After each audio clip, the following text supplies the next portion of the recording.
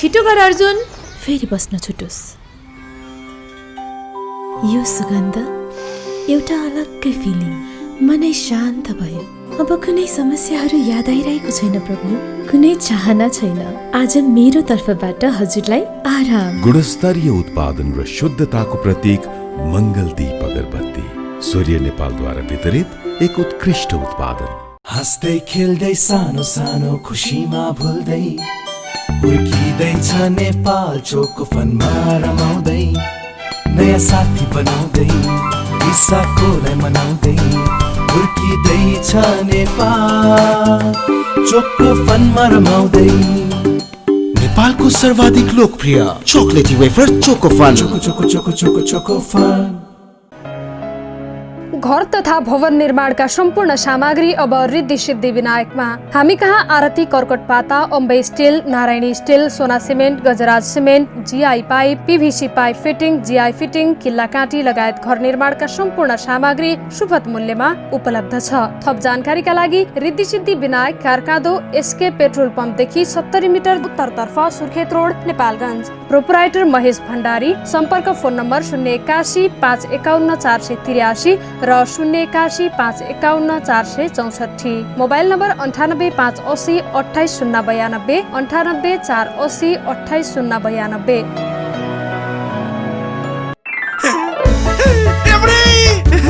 नयाँ घर भित्र बाहिर पुरै रङ्गिनी हो अब बर्चर पेन्टले। बर्चर कलर स्प्ल्याश अफरमा बाहिर र भित्र रङ्गाई जित्नुहोस् 100 स्क्वायर फिट बराबरको सिल्क इल्युजन पेन्ट सित्तैमा 5 लाख बम्पर क्याश।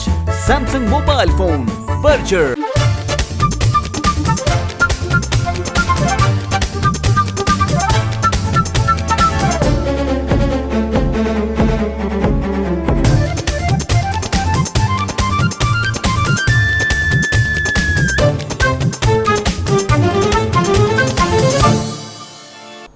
नमस्कार, बागेश्वरी समाचारमा तपाईलाई स्वागत छ। म नरेन्द्र थापा। सुरुमा समाचारका मुख्य मुख्य शीर्षकहरू।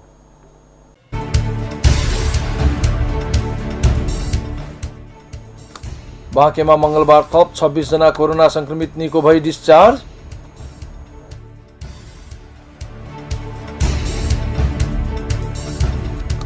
बाल विवाह न्यूनीकरणमा भूमिका निर्वाह गर्ने पत्रकारका लागि नेपालगञ्जमा सञ्चालित 2 दिने कार्यशाला सम्पन्न। नेपालमा मंगलबार थप 3556 जनामा कोरोना संक्रमण पुष्टि। कुल संक्रमित संख्या 1,15,358। कोरोना परीक्षणका लागि बनाइएको national testing guideline for covid चौथो पटक संशोधन।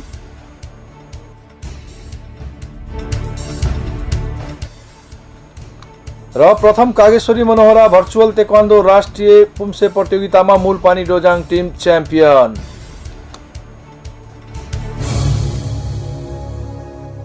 समाचारमा स्वागत छ। अब समाचार विस्तारमा। बाँकेमा मंगलबार थप 26 जना कोरोना संक्रमितहरू निको भएर डिस्चार्ज भएका छन्।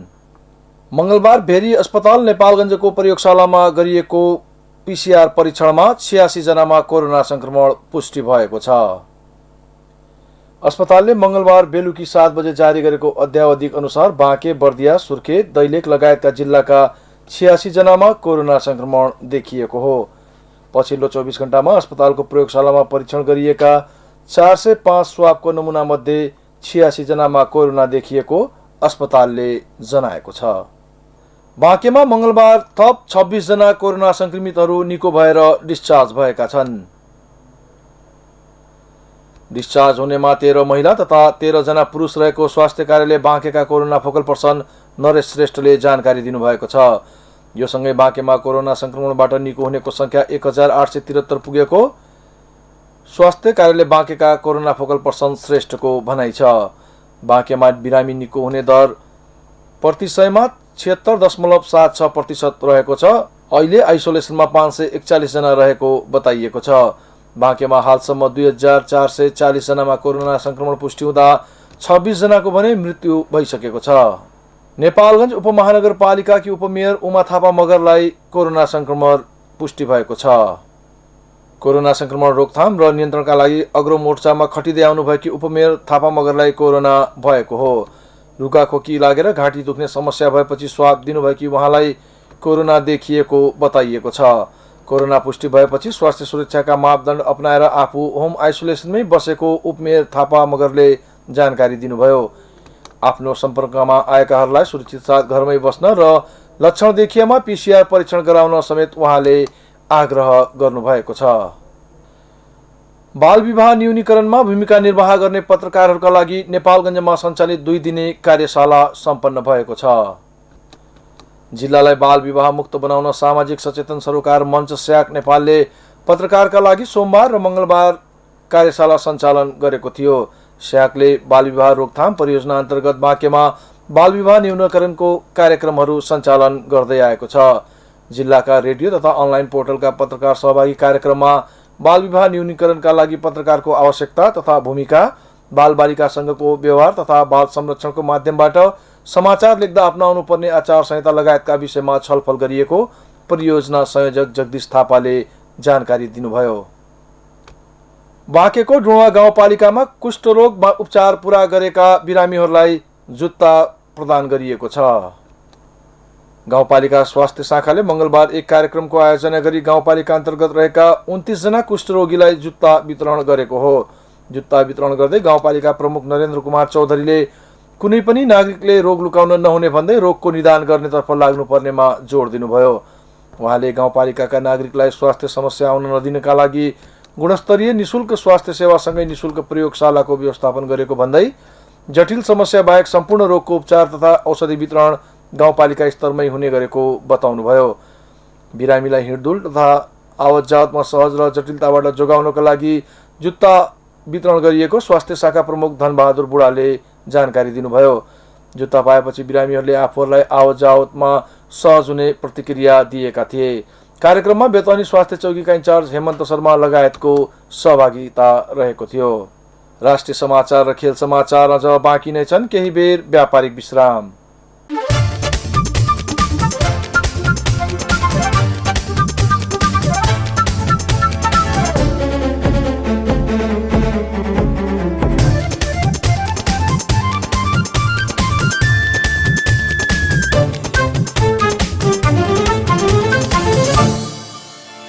छिटो गर अर्जुन, फेरि बस्न छुटोस्।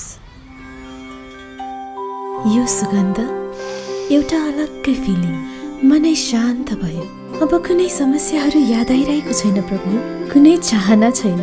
आज मेरो तर्फबाट हजुरलाई आराम। गुणस्तरीय उत्पादन र शुद्धताको प्रतीक मंगलदीप अगरबत्ती, सूर्य नेपालद्वारा वितरित एक उत्कृष्ट उत्पादन। हाँस्दै खेल्दै सानो सानो खुसीमा भुल्दै हुर्किँदैछ नेपाल चोको फनमा रमाउँदै, नयाँ साथी बनाउँदै विशाखोलाई मनाउँदै हुर्किँदैछ नेपाल चोको फनमा रमाउँदै। नेपालको सर्वाधिक लोकप्रिय chocolatey wafer choco fun. Choco choco choco choco choco fun. घर तथा भवन निर्माणका सम्पूर्ण सामग्री अब रिद्धि सिद्धि विनायकमा। हामी कहाँ आरती कर्कट पाता, Ambe steel, Narayani steel, Sona cement, Gajraj cement, GI pipe, PVC pipe fitting, GI fitting, किल्ला काँटी लगायत घर निर्माणका सम्पूर्ण सामग्री सुपथ मूल्यमा उपलब्ध छ। थप जानकारीका लागि Riddhi Siddhi Vinayak, कारकादो, SK petrol पम्पदेखि 70 metre उत्तरतर्फ, सुर्खेत रोड, नेपालगञ्ज। प्रोपराइटर महेश भण्डारी। सम्पर्क फोन नम्बर 081 551 483 र 081 551 464। Mobile number 98 580 28 092, 98 480 28 092।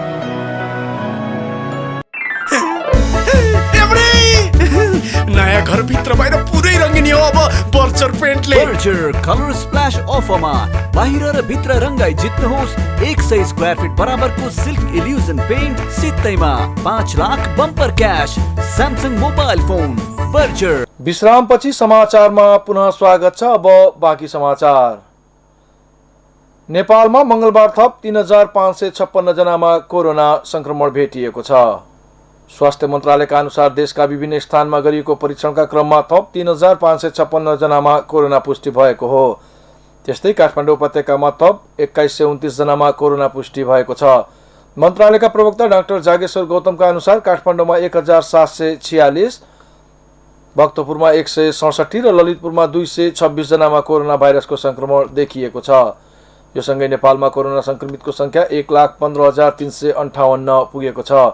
त्यस्तै कोरोनाका कारण थप 18 जनाको मृत्यु भएको छ। यो सँगै नेपालमा कोरोनाका कारण ज्यान गुमाउनेको संख्या 663 पुगेको छ।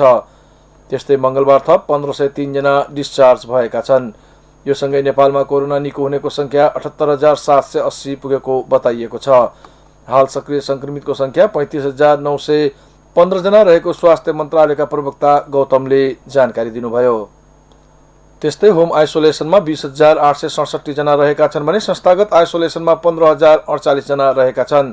त्यस्तै क्वारेन्टाइनमा 4,795 जना रहेका छन्। त्यस्तै हालसम्म 12,07,091 वटा PCR भएको मन्त्रालयले जनाएको छ। कोरोना परीक्षणको लागि बनाइएको national testing guideline for covid चौथो पटक संशोधन गरिएको छ।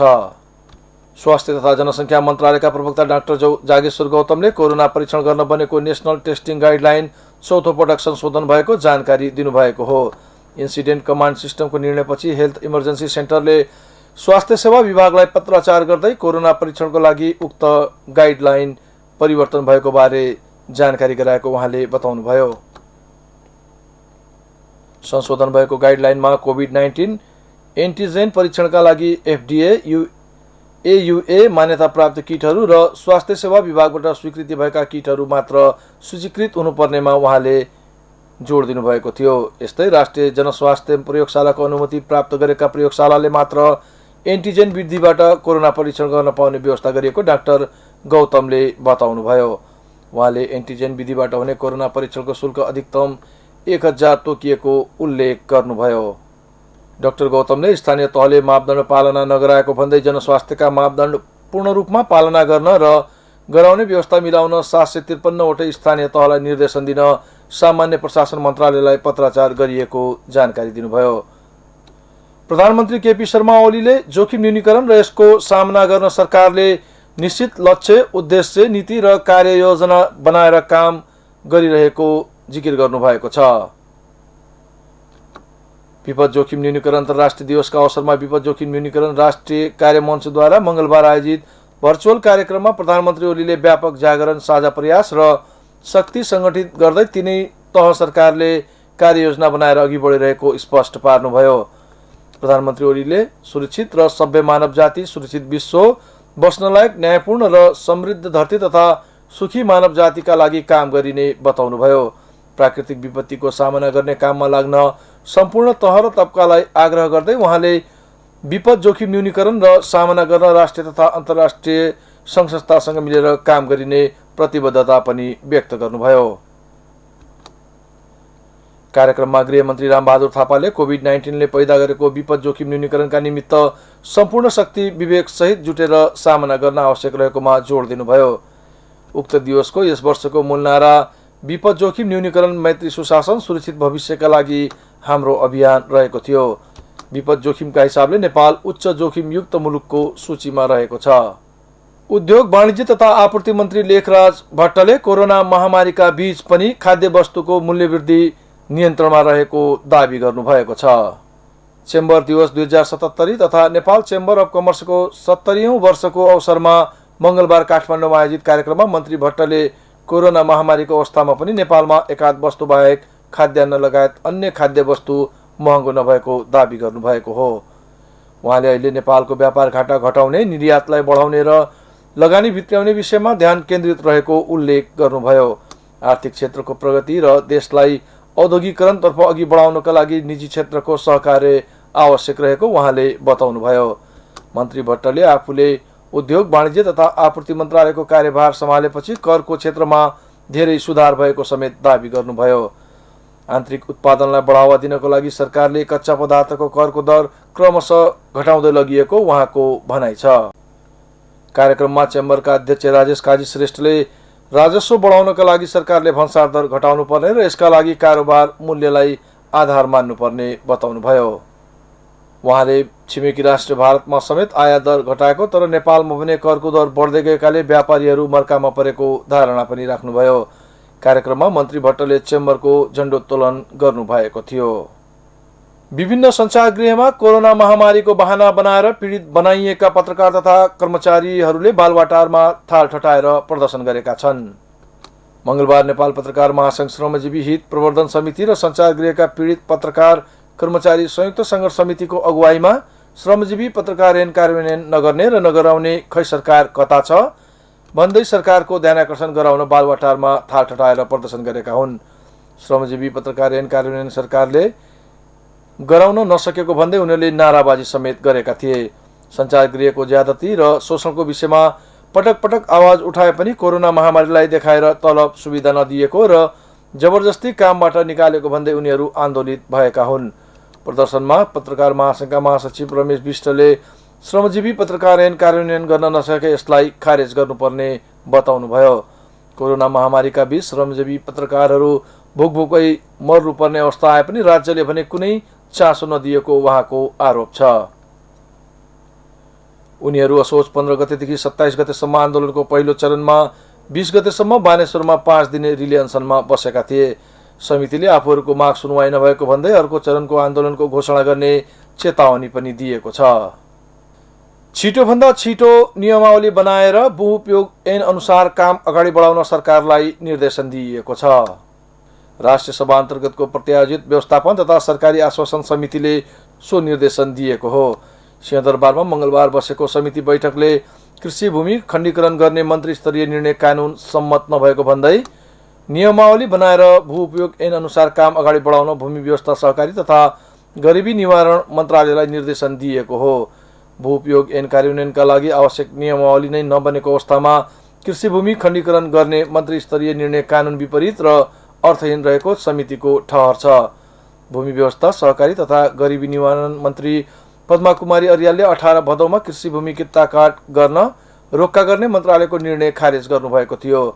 समिति सभापति रामनारायण बिडाडीले भूउपयोग ऐनमा रहेका सुविधायुक्त कुराहरू परिपत्रका माध्यमबाट लागू नगर्न पनि मन्त्रालयलाई निर्देशन दिएको बताउनुभयो। छलफलमा भूमि व्यवस्था सहकारी तथा गरिबी निवारण मन्त्री पद्मा अर्यालले नियमावली नबन्दासम्म यस अघिकै कानूनलाई टेकेर भूमि खण्डीकरण गर्ने निर्णय गरेको बताउनुभयो। उहाँले भूमि खण्डीकरण गर्ने नाममा निकै विकृति देखिएकाले नै हतारमा नै निर्णय गरिएको दाबी पनि गर्नुभयो। मन्त्रालयको निर्णय सुशासन कायम गर्ने नियत बाहेक अन्य केही नभएको उहाँको भनाइ छ। बैठकमा सांसदहरूले नियमावली बनाई प्रशासनिक आदेशमा निर्देशिका चलाउने काम प्रत्याजित विधायनको सिद्धान्त विपरीत भएको बताएका थिए। भूउपयोग ऐन बनेको लामो समयसम्म पनि नियमावली नबनाई बाल विवाह न्यूनीकरणमा भूमिका निर्वाह गर्ने पत्रकारका लागि नेपालगञ्जमा सञ्चालित 2 दिने कार्यशाला सम्पन्न गर्ने मन्त्री स्तरीय निर्णय विरुद्ध सर्वोच्च अदालतमा परेको रिट हाल विचाराधीन अवस्थामा रहेको थियो। 3556 जनामा कोरोना नेपाल महिला चेम्बरले ई-कमर्सको सुरुवात गरेको छ। 4358 2077 तथा नेपाल चेम्बर अफ कमर्सको 70औं वर्षको अवसरमा कोरोना परीक्षणका लागि बनाइएको नेशनल टेस्टिङको गाइडलाइन फर कोभिड-19 कार्यक्रम संशोधन शुभारम्भ गरेको हो। कोरोना महामारीमा महिलाहरूले बनाएका घरेलु उत्पादनहरू बजारसम्म पुर्याउन कठिन भइरहेको बेला प्रथम कागेश्वरी मनोहरा भर्चुअल ताइक्वान्डो राष्ट्रिय महिला प्रतियोगितामा मूलपानी डोजाङ टिम च्याम्पियनमा महिला चेम्बरका केन्द्रीय अध्यक्ष उर्मिला श्रेष्ठले कोरोनाका असरले व्यापार सुस्त भएकोले महिलाहरूको आत्मबल बढाउन र व्यवसायलाई सहज रूपमा सञ्चालनका लागि प्रेरित गर्न ई-कमर्सको शुभारम्भ गरिएको बताउनुभयो। महिला चेम्बरका अनुसार महिलाहरूले बनाएका सामग्रीहरू बिक्रीका लागि सोचेको .com राखिनेछ भने त्यसको सहजीकरण महिला चेम्बरले गर्नेछ। हामी समाचारको अन्ततिर छौं। अब खेल समाचार। प्रथम कागेश्वरी मनोहरा भर्चुअल ताइक्वान्डो राष्ट्रिय खुला पुम्से प्रतियोगितामा मूलपानी डोजाङ टिम च्याम्पियन बनेको छ। 11 स्पर्धामा समावेश 2 दिने प्रतियोगितामा मूलपानीले 4 स्वर्ण 4 रजत र 3 कांस्य पदक जितेर च्याम्पियन बन्न सफल भयो। शिवचाटार 4 स्वर्ण र 1 रजतका साथ दोस्रो भयो। तेस्रो स्थानको बुटवलले 1 स्वर्ण 1 रजत र 2 कांस्य हात पार्यो। बाँकी 1-1 स्वर्ण नेपाल प्रहरी र कोटेश्वरले आफ्नो पोल्टामा पारेका थिए। प्रतियोगिताको प्रत्येक स्पर्धामा शीर्ष 3 स्थान हात पार्ने खेलाडीलाई क्रमशः 3000, 2000 र 1000 नगद पुरस्कार प्रदान गरिएको छ। पुरस्कार बुधबारदेखि खेलाडीको बैंक खातामा पठाउन सुरु गरिने आयोजक मूलपानीका अध्यक्ष अशोक खड्काले जानकारी दिनुभएको छ। सहभागी मध्ये एक खेलाडीलाई मोस्ट पपुलर प्लेयर अवार्ड सहित नगद 5000 रुपैयाँबाट पुरस्कृत गरिने बताइएको छ। खेलाडीको चयन गर्न प्रत्येक सहभागी खेलाडीको भिडियो युट्युबमा राखिनेछ। त्यसमध्ये सर्वाधिक हेरिएको खेलाडीको भिडियोलाई मोस्ट पपुलर प्लेयरको पुरस्कार प्रदान गरिने आयोजकले जानकारी दिएको छ। यसको नतिजा भने अक्टोबर 20 तारिकमा सार्वजनिक गरिने बताइएको छ। 2 दिने प्रतियोगितामा नेपाल प्रहरी, नेपाली सेना सहित विभिन्न 4 टिमका 208 जना खेलाडीले प्रतिस्पर्धा गरेका थिए।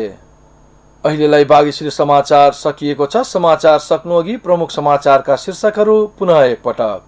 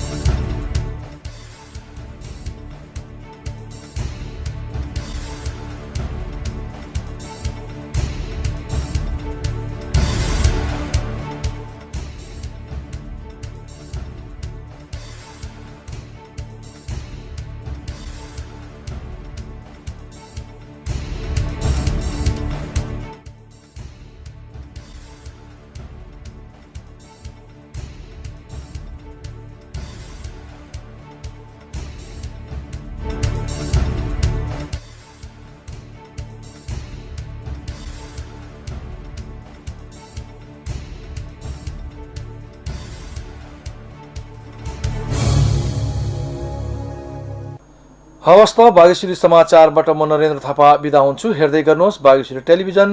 नमस्कार।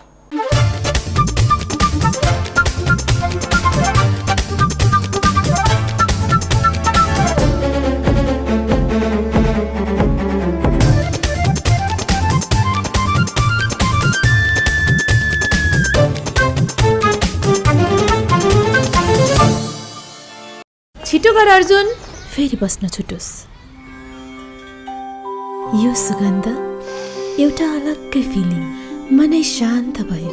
अब कुनै समस्याहरू याद आइरहेको छैन प्रभु, कुनै चाहना छैन। आज मेरो तर्फबाट हजुरलाई आराम। गुणस्तरीय उत्पादन र शुद्धताको प्रतीक मंगलदीप अगरबत्ती, सूर्य नेपालद्वारा वितरित एक उत्कृष्ट उत्पादन। हाँस्दै खेल्दै सानो सानो खुसीमा भुल्दै हुर्किँदैछ नेपाल चोको फनमा रमाउँदै, नयाँ साथी बनाउँदै रिसाकोलाई मनाउँदै हुर्किँदैछ नेपाल चोको फनमा रमाउँदै। नेपालको सर्वाधिक लोकप्रिय chocolatey wafer Chocofun. Choco choco choco choco Chocofun. घर तथा भवन निर्माणका सम्पूर्ण सामग्री अब रिद्धि सिद्धि विनायकमा। हामी कहाँ आरती कर्कट पाता, Ambe steel, Narayani steel, Sona cement, Gajraj cement, GI pipe, PVC pipe fitting, GI fitting, किल्ला काँटी लगायत घर निर्माणका सम्पूर्ण सामग्री सुपथ मूल्यमा उपलब्ध छ। थप जानकारीका लागि Riddhi Siddhi Vinayak, कारकादो, SK petrol पम्पदेखि 70 metre उत्तरतर्फ, सुर्खेत रोड, नेपालगञ्ज। प्रोपराइटर महेश भण्डारी। सम्पर्क फोन नम्बर 081 551 483 र 081 551 464। Mobile number 98 580 28 092, 98 480 28 092।